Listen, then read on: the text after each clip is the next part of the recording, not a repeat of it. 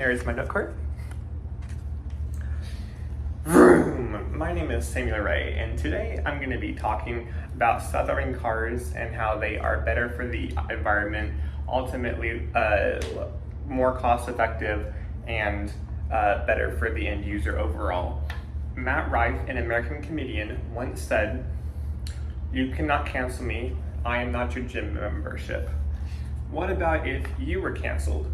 Think about that for a minute.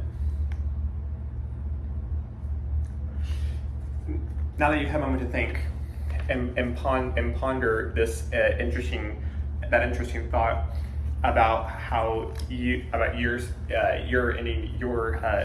membership to the globe. Self-driving cars are safer because they have a lot of safety features built in. The most common self-driving car is a Tesla, but ultimately throughout the whole entire industry, the cars do have the same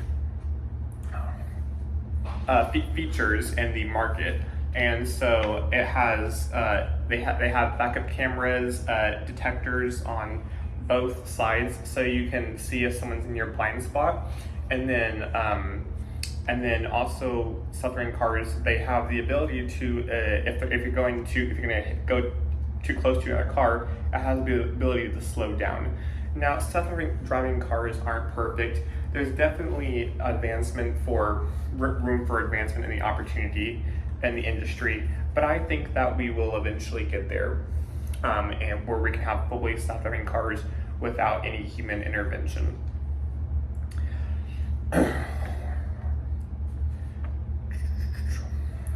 One takeaway is that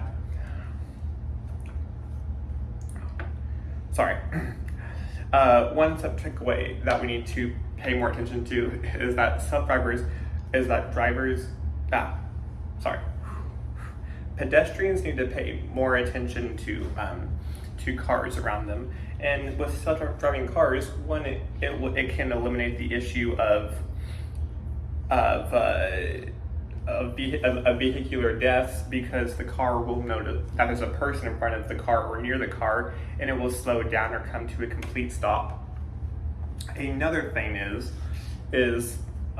another factor is that I think this is a serious issue that needs to be brought up, is the fact that during Labor Day 2021 holiday weekend, a statistic from the National Highway Traffic Safety Administration said that 41% of drivers that weekend, vehicular deaths, were due to alcohol, having alcohol in their system, or that they were under the influence of being high, or smoking, or vaping, or some other third thing.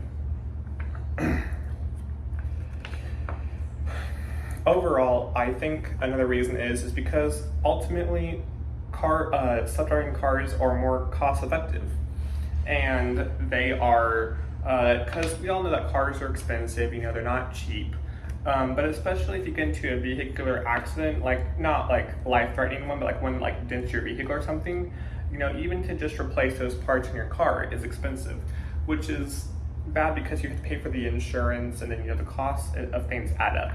Nothing in life is cheap, as they say. Also, the fact that gas is expensive with the thing of self-driving cars is most of them are electric, and so that you don't need to go to a gas station to fill up to fill up your car, so you're saving money. And if you go to a public place near me, there's a Target that has a Tesla charging station. That you can just use the city's electricity instead of having to pay for your own. However, most people do, if they have a self-driving car and they have a charger, they have a charger set up in their garage, and it just, instead of it being a gas bill, it just gets used to your electricity bill, which I think is better, because it averages out a lot better, and like I said, you end up saving money that way. And lastly,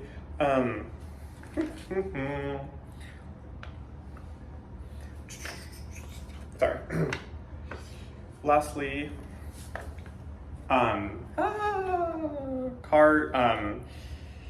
if we go to the environment, we can make the world a better place. The U.S. wants to move to completely stuttering cars by the year 2050, and then to summarize, stuttering cars are better for the environment because they are safer and less expensive. And this has been my audience member. And then this is also my note card, just in case I forgot to mention it. Thank you, and I hope everyone has a great weekend, and I can't wait to see the rest of your speeches.